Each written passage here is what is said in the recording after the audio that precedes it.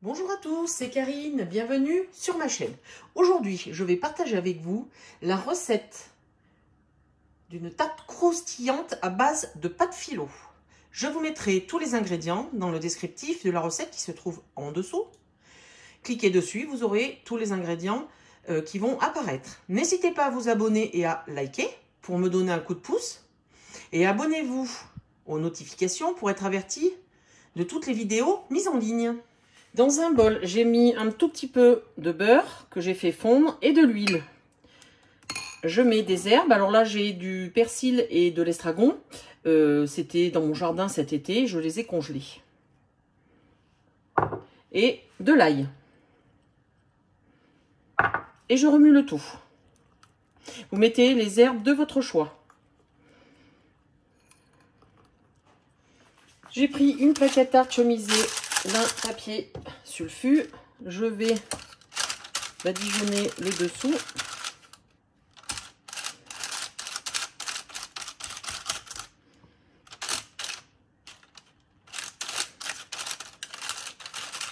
Voilà. Je réserve. Je prends ma pâte philo. Vous pouvez l'avoir dans tous les commerces. Hein. Alors je vais enlever ça. Je prends la pâte philo, je l'ouvre. Hop, elle s'est déchirée, mais ça, c'est pas grave du tout. Vous voyez, vous avez une pâte. Vous venez la chiffonner, la rouler sur elle-même. Et je vais venir la mettre au centre de ma plaque. Et je vais continuer avec les autres pâtes.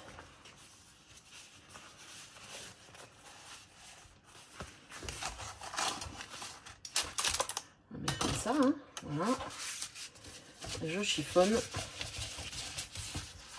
voilà, je prends et je viens rajouter au centre et je continue jusqu'à épuisement de mon paquet de pâte philo.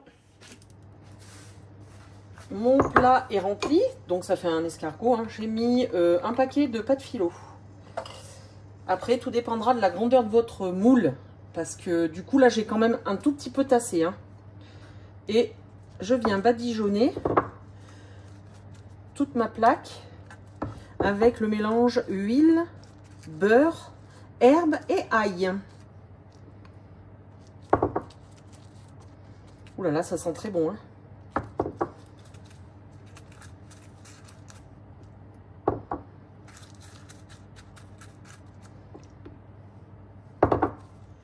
Voilà, j'ai fini de beurrer et ailler mon plat. Je vais prendre des tomates confites et je vais en mettre un tout petit peu par-ci par-là.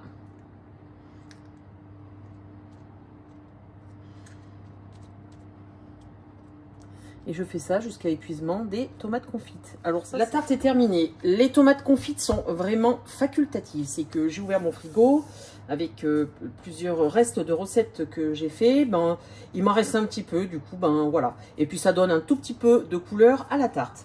J'ai préchauffé mon four à 180 degrés et je vais la cuire plus ou moins entre 13 et 15 minutes. Parce qu'il va y avoir une deuxième cuisson. Pendant que ma tarte est en cuisson, je vais casser les œufs.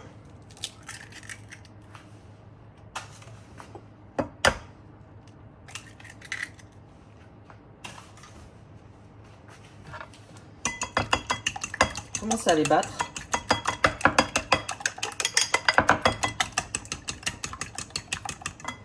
Je rajoute le lait.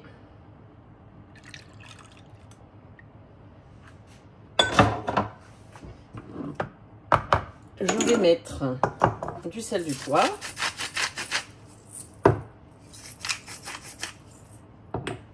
Un petit peu d'origan. Ça aussi, c'est facultatif. Et du piment d'Espelette. Et je remue le tout.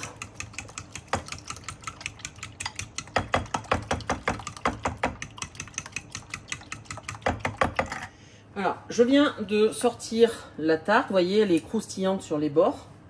Je vais venir ajouter l'appareil que j'ai fait tout à l'heure, le lait, les œufs et les herbes épices. Je le vide dessus.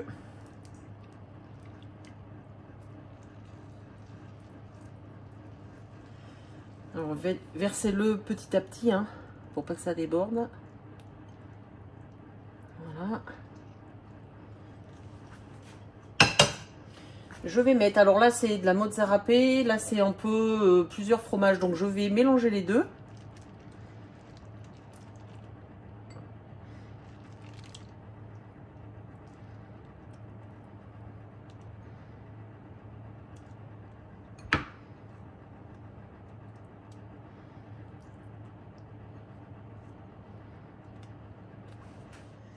Je vais remettre la tarte environ 7 minutes au four pour que le fromage fonde et que ça grille. La tarte est cuite. Je vais attendre quelques minutes pour pouvoir l'enlever du moule et la faire refroidir sur une grille de refroidissement pour garder le croustillant. Ma tarte est cuite. Je vais la démouler et la mettre sur la grille pour qu'elle refroidisse et qu'elle reste croustillante. Alors si vous voyez comme moi en l'enlevant que le dessous n'était pas très cuit, j'ai enlevé le papier sulfurisé, je l'ai remis 3-4 minutes tout en bas de mon four pour qu'elle puisse dorer le dessous. Je vais couper avec vous pour voir l'intérieur. Alors vu que j'ai mis des tomates séchées, ça sent un tout petit peu la pizza. Donc ça sera une tarte croustillante façon pizza. Voilà. Voilà. Bonne dégustation.